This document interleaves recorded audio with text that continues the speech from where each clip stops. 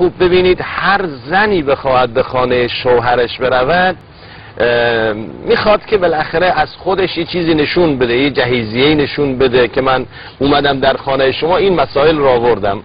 فاطمه زهرا سلام الله علیها خوب جهیزیه اون زمان رو نشون دادن، در حدی نبود که بتونه بیان بکنه.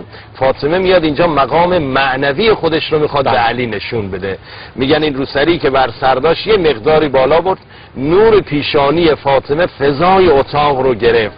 خوب علی علیه السلام هم در مقابل میگن که بیاد به اصطلاح از معنویت خودش هم نشون بده، یه مقدار امامهش رو بالا گرفت.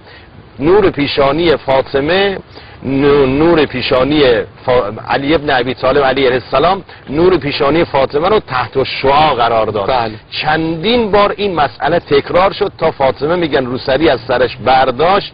امام میخواست امامه رو از سرش برداره، یه وقت پیغمبر خدا دست علی رو میگیرد، میگه علی جان دیگه امامه رو از سرت بر ندار، اگر برداری نور سر شما به عرش اعلا خواهد رفت. الله اکبر. و فاطمه من در اینجا شرمنده میشود. بسیار خوب.